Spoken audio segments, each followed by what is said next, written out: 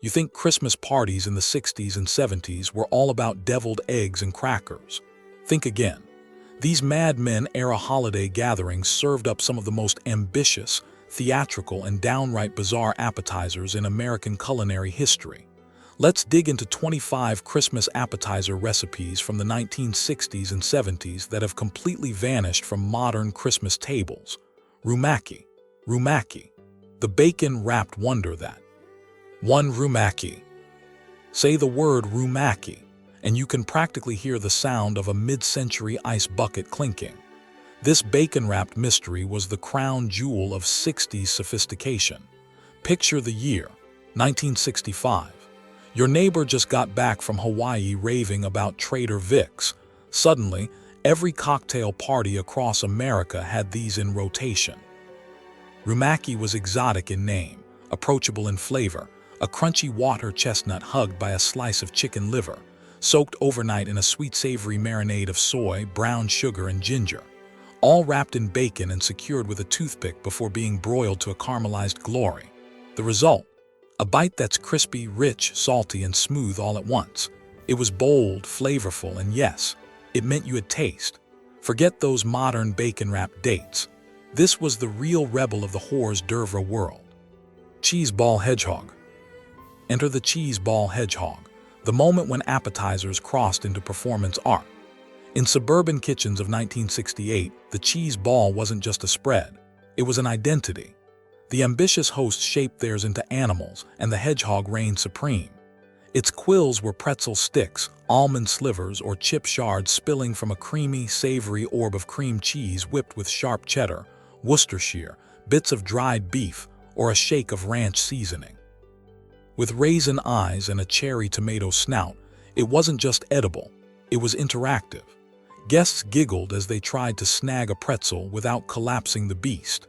It captured the magic of an era that celebrated whimsy over practicality and valued conversation as much as crunch. Modern spreads may be cleaner, but they lack the theatrical soul of this spiky mascot. 3. Deviled eggs. Before charcuterie boards took over, there were deviled eggs, and no holiday was complete without them. But the 60s and 70s version, elevated. These weren't picnic eggs. They were regal, plated meticulously on ceramic trays shaped like hens, piped with swirls worthy of a pastry chef. The yolks were mashed with tangy ingredients like Dijon, pickle relish, and vinegar, sometimes intensified with ham or even anchovies. They were piped, never spooned, into glistening whites and topped with jewels like shrimp or caviar. Back then, eggs weren't humble. They spoke of post-war plenty, of time spent crafting beauty from basics. Every hostess had a signature twist, and every bite held generations of trial and error. Deviled eggs were the people's fancy, easy to make, but dressed like royalty. 4. Lobster Thermidor. No dish whispered, "We've arrived," louder than Lobster Thermidor, especially when converted into cocktail-sized indulgence. While most families kept it for special dinners, the truly extravagant hosts shrunk this rich French delicacy into appetizers for their best-dressed parties. It began with sautéed lobster meat in butter, enriched by shallots and white wine. Then came a silky bechamel thickened with cream, mustard, and Gruyere, kissed with brandy. The mixture was spooned back into tiny shells or bites, dusted with Parmesan and broiled to bubbling gold. It wasn't just extravagant, it was symbolic. Serving this meant you traveled or wanted to seem like you had, that you subscribed to gourmet magazines and maybe even dared to cook like Julia Child. Today, we flaunt our culinary status with heirloom tomatoes and farm-fresh eggs. But back then, it was Thermidor or bust. 5. Bacon-wrapped Smokies. Affordable, addictive, absolutely everywhere. Bacon-wrapped Smokies were the blue-collar answer to cocktail chic. While upscale parties displayed Rumaki, the rest of America fell head over heels for these little bites of sweet and savory joy. Cocktail sausages wrapped in a third slice of bacon, dusted with brown sugar and baked until sticky and crisp. Some added maple syrup or a splash of bourbon, but the result was always the same: trays emptied in minutes. These weren't pretentious. They didn't need to be. Bacon and sausage were enough. Plopped into a slow cooker next to grape jelly meatballs, Smokies brought people together. You didn't need a passport or pâté, just a pan and a bit of sugar to make guests feel full, happy, and loved. They weren't trying to impress, and maybe that's why they worked so well. 6. Liver pâté en croûte. Now this was centerpiece drama. Liver pâté en croûte didn't just sit on the table, it dared guests to try it. Wrapped in golden pastry with a glistening pink core speckled with pistachios, this dish was a test of elegance. Made by grinding chicken livers with pork fat, cream, cognac, and rich spices, it was molded with precision into a flaky crust surrounding a ribbon of chicken breast. The journey. Soak livers in milk to mellow them, process until smooth as silk, pack into a lined tureen, seal with pastry, and bake until firm and fragrant. The aroma divided rooms. Some guests swooned, others blinked and reached for the crackers instead. But in that era, this ostentatious centerpiece marked you as gastronomically brave. You owned the Time Life cookbook set. You attempted the impossible. 7. Swedish meatballs in cream sauce. Before IKEA turned them into cafeteria fare, Swedish meatballs were the crown jewel of post-war elegance. Party tables showcased chafing dishes brimming with tender pork and beef bites bathed in cream-rich sauce that clung just enough without overwhelming. The authentic version used milk-soaked breadcrumbs, allspice, nutmeg, and a whisper of onion. Each marble-sized ball was browned in butter, then drowned in a broth-thickened cream gravy. Sometimes, lingonberry jam sat beside it, tart brightening richness. These meatballs weren't just food. They nodded to sleek Scandinavian style, to simplicity paired with opulence. Serving them said, you appreciated restraint, class, and the beauty of well-balanced flavor. Sadly, frozen bags gave them a new life while draining their soul. But once, Swedish meatballs meant something. 8. Shrimp cocktail. If one appetizer captured the American dream, it was shrimp cocktail. Back in the post-war decades, shrimp wasn't a weeknight dinner staple. It was glamour in a glass. Picture a curved goblet, shrimp like curled pink jewels hanging delicately around the edge, guarding a tiny sea of spicy red cocktail sauce in the middle. Elegant, pristine, and beautifully simple, if you did it right. Shrimp were boiled briefly with Old Bay, lemon, and bay leaves, then plunged into ice water to stay crisp and tender. The sauce, a fierce family debate. Ketchup, horseradish, Worcestershire, and the precise zing only you thought you got right. Serving this told guests, you matter to me. And while shrimp cocktail survives today, it's often lost its sparkle, more grab-and-go than anticipation and awe. But make no mistake, it once ruled the table. 9. Stuffed celery boats. In a sea of cheese and cream, celery boats proudly stood green and firm, the token nod to health on overloaded holiday trays. But let's not kid ourselves. They were barely vegetables by the time hosts were done with them. Cream cheese was softened into oblivion, mixed with pungent blue or Roquefort, a dash of cream, and often surprise additions like walnuts or dates. The hollowed-out stalks became crunchy vessels for richness, lined up with military precision and sprinkled with paprika or nuts. They were the polite appetizer, refined, restrained, a whisper of freshness among the bacon-wrapped chaos. A wink that said, see, something green. Today we skip them for crudités and ranch, arguably easier, less absurd, but definitely less charming. Celery boats weren't fooling anyone, but they gave us permission to indulge. 10. Ham and pickle roll-ups. No frills, no heat, no stress. And yet they managed to dominate holiday snack tables for 2 decades. Ham and pickle roll-ups were the Cold War miracle of appetizer engineering. A slice of deli ham, a smear of cream cheese, and one crisp dill pickle.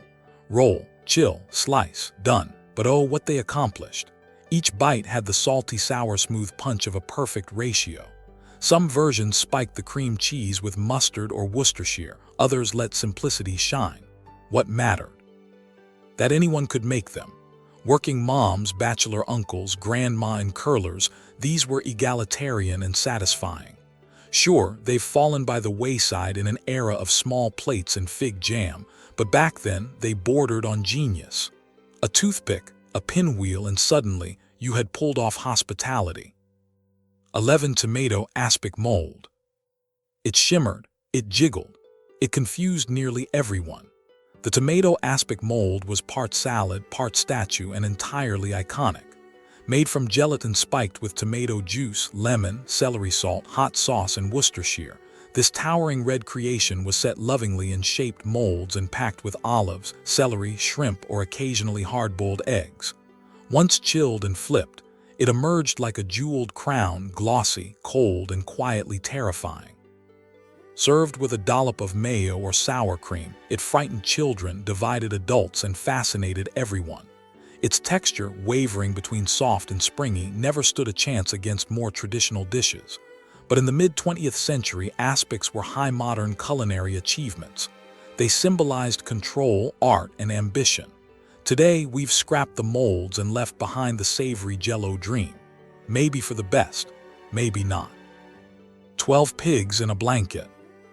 You think pigs in a blanket are just mini hot dogs and crescent rolls. That's the modern shortcut. The original pigs were a heartier bunch, whole sausages, wrapped in homemade pancake batter or pastry dough, baked until puffy and golden, then sliced into warm wheels of nostalgia. Link breakfast sausages wrapped in eggy batter transformed the solemn into the celebratory. Dip them in spicy mustard, and you had the ideal hunger quencher that made rich French canapés look tiny and fussy. The name was charming, the execution rustic, and the payoff enormous. These were workhorse appetizers, meant to satisfy while people waited on roasts or passed around punch. Today's versions, while cute, are a shadow of their original, savory selves. Once upon a time, pigs in a blanket didn't just show up. They arrived with weight. 13. Chicken liver mousse. Few dishes separated the brave from the squeamish like chicken liver mousse, a blush-pink dish of velvet texture and magnetic intensity. Sitting in crystal dishes with toast points fanned around it, this spread whispered of French sophistication and rich culinary confidence. The livers, sautéed gently with shallots then blitzed with butter, cream, brandy, and thyme, melted into an impossibly silky mousse. Topped with clarified butter and chilled overnight, it became a test. Would you embarrass yourself in front of your stylish neighbors by recoiling at what you had never tasted? Or would you embrace refinement and spread it like a pro? To serve this was to show you'd moved past casual dips, past Velveeta, past fear. And yet it faded not because it lost its allure, but because complexity yielded to convenience. The mousse will wait, but who will return to it? 14. Sausage balls. It's hard to beat 3 ingredients when they work this well. Sausage balls took Southern charm, pantry staples, and social gatherings and formed them into hot, cheesy comfort. Breakfast sausage, check. Sharp cheddar, yep. Bisquick, of course.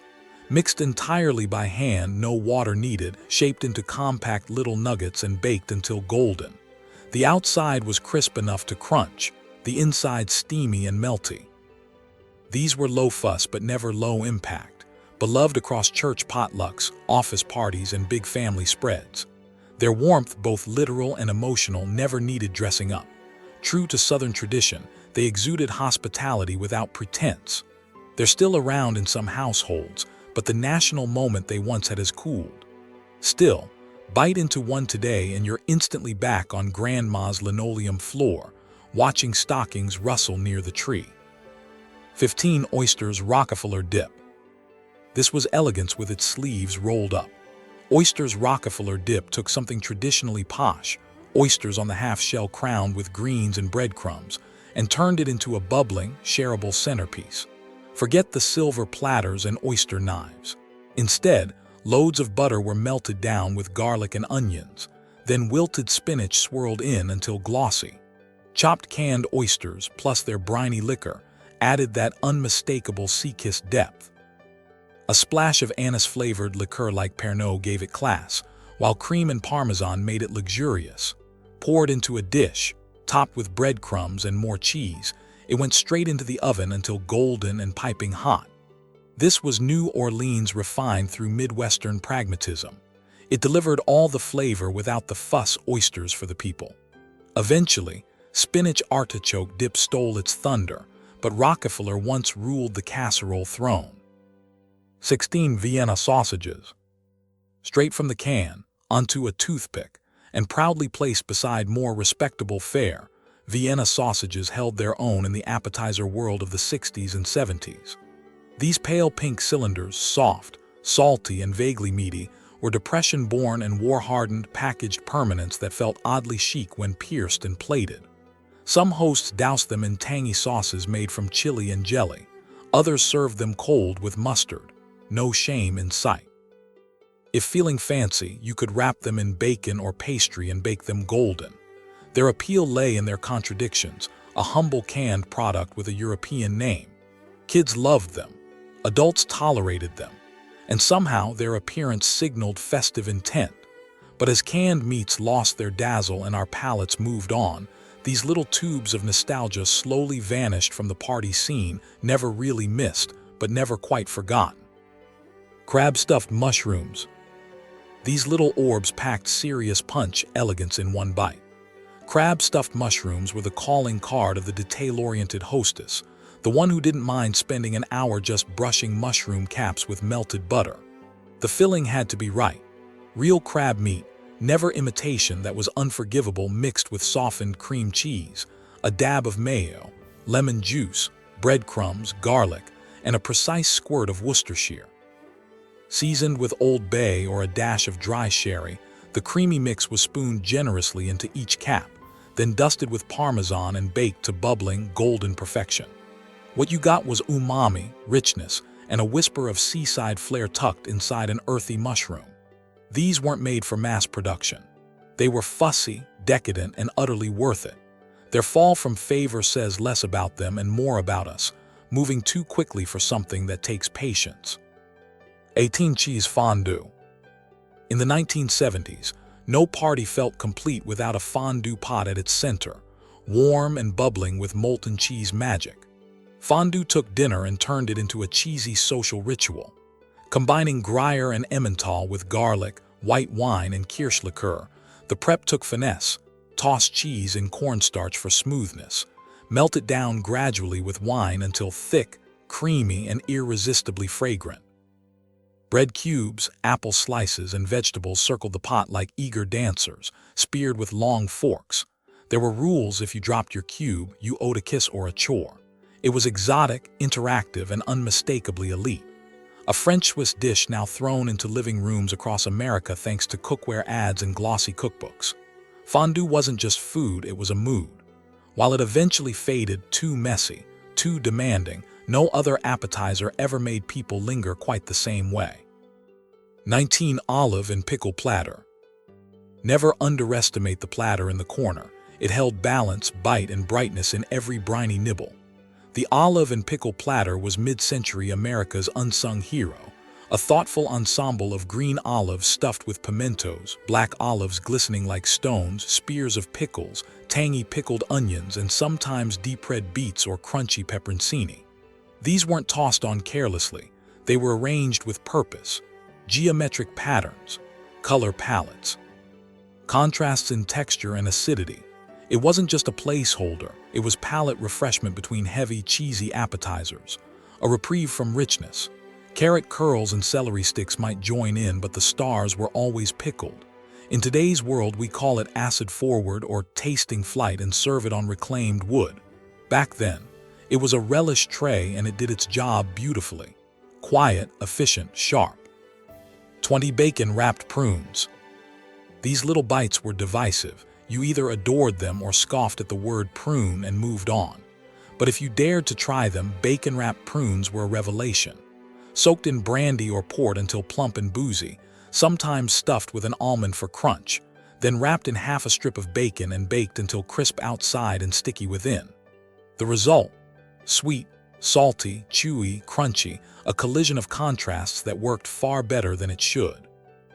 Refined parties pitted these against Rumaki battle of the bacon-wrapped icons, but prunes had an image problem. Despite their complex, adult flavor and seductive texture, Americans couldn't shake the idea of prunes being medicine.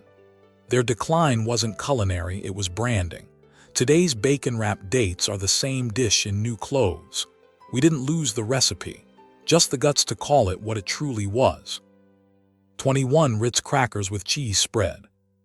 Fancier dishes may have gotten the spotlight, but Ritz crackers with cheese spread were the real MVP of holiday snacking.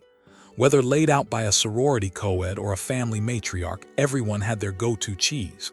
And their preferred spread method: neon orange cheese from a jar, pimento spread, port wine balls rolled in pecans, sometimes easy cheese sprayed into little rosettes. The ambitious mixed their own cream cheese and chipped beef or sharp cheddar whipped with butter. The crackers fanned out like poker chips, the spread nestled beside a sprig of parsley or slice of olive. For a moment, it felt like hosting. Ritz advertised elegance, you lived it. These weren't highbrow, but they were accessible class, shimmering with nostalgia. They've faded because processed cheese gets a bad rap now, but they remain proudly the people's appetizer. 22. Cocktail meatballs. Grape jelly and chili sauce, it shouldn't work, and yet it became a flavor anthem of the 1970s. Cocktail meatballs were everywhere, nestled in slow cookers, bubbling gently by the bar, tempting even the skeptics with their glossy red shellac. The meatballs themselves were humble: ground beef, breadcrumbs, egg, minimal seasoning, shaped into small bites and browned. But the sauce, sugary, tangy, and a little spicy, turned them into magic. Equal parts jelly and Heinz chili sauce, melted into a bizarrely cohesive glaze. Some folks added lemon juice. Others claimed secret ratios. Whatever the formula, they were inhaled by guests trying to pinpoint that addictive tang.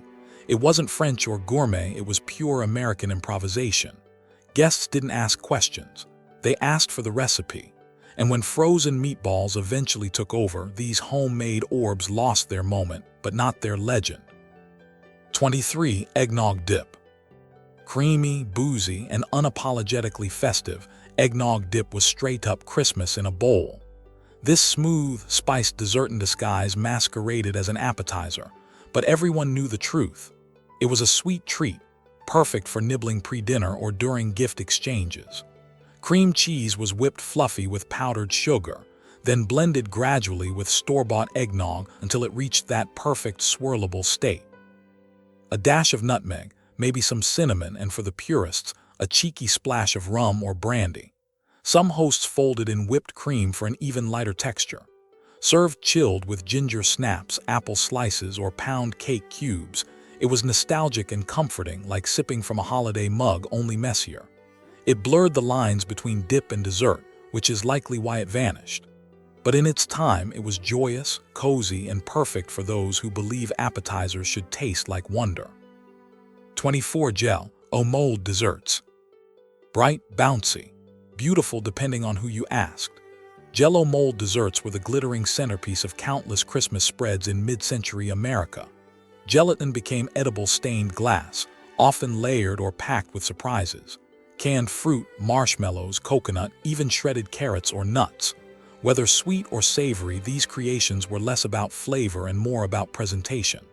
Molded into rings, towers, trees, they shimmered beneath holiday lights, drawing gazes and whispered admiration. Families didn't just make Jell-O molds, they designed them. They were edible architecture, infused with merriment. Kids loved them for the color. Adults appreciated the effort. Though modern tastes have turned on gelatin-based dishes, these molds still hold a permanent place in memory, a wiggly reflection of the creativity, color, and charm that once defined the Christmas table. 25. Eggnog.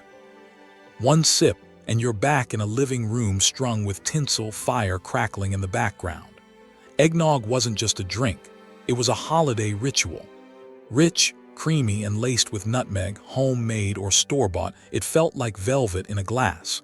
For decades, it was the golden child of Christmas beverages, served at every gathering, passed between mittens, and poured beside platters of cookies. A blend of eggs, milk, sugar, and a hint of spice, plus rum for the adults, it was equal parts dessert and nostalgia. People drank it cold or hot, spiked or not, and its appearance instantly meant the season had begun. Over the years, some stepped away from its heaviness or questioned its ingredients, but the magic stuck. Eggnog continues to live on, comforting, classic, and timeless in every frothy sip. 26. Rum balls.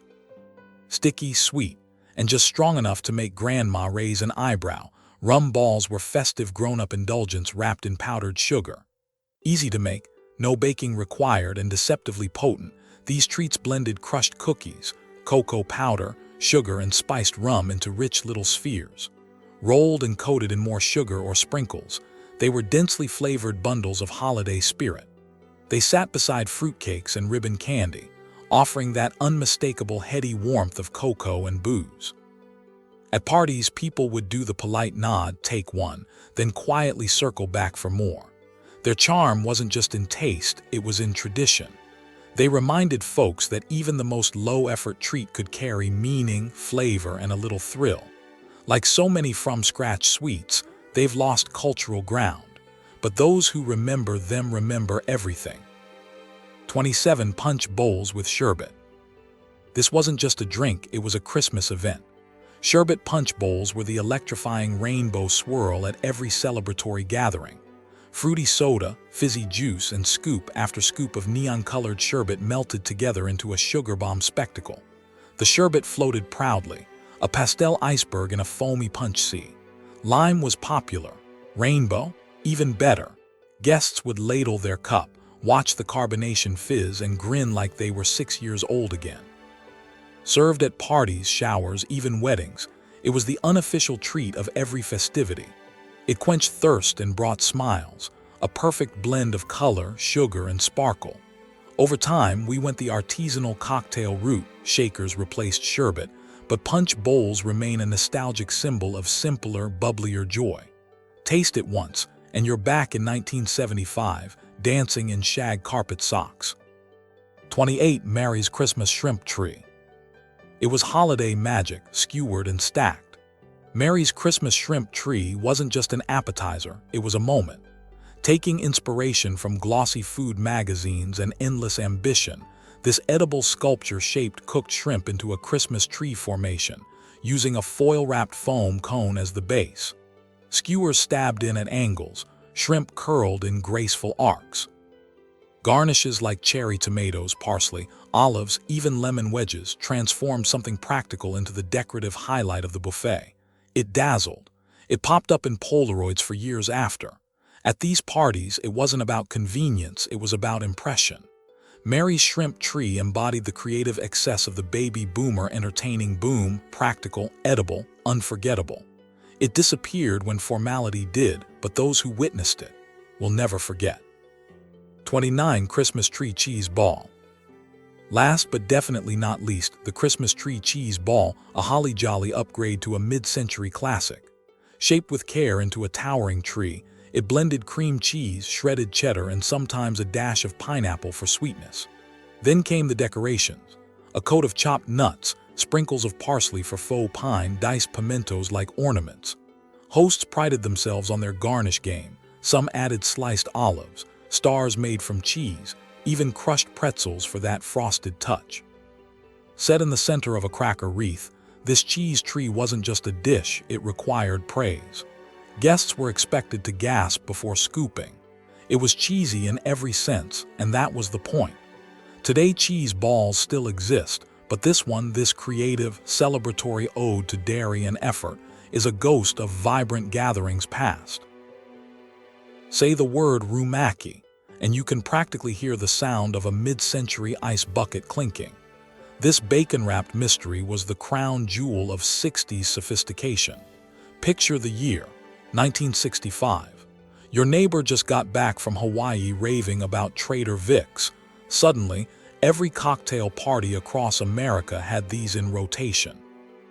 Rumaki was exotic in name, approachable in flavor, a crunchy water chestnut hugged by a slice of chicken liver, soaked overnight in a sweet-savory marinade of soy, brown sugar, and ginger, all wrapped in bacon and secured with a toothpick before being broiled to a caramelized glory. The result? A bite that's crispy, rich, salty, and smooth all at once. It was bold, flavorful, and yes, it meant you had taste. Forget those modern bacon-wrapped dates. This was the real rebel of the hors d'oeuvre world. And just like that, we've wandered back through the twinkling, quirky, and unforgettable world of Christmas appetizers past. Maybe you remember these dishes from loud family parties or flipped through vintage cookbooks and laughed at the molded madness. Some were bizarre, some were brilliant, All were made with care and served with pride. So tell us, which of these blasts from the buffet table would you bring back to life today? Because what we put on our plates tells the story of how we celebrated.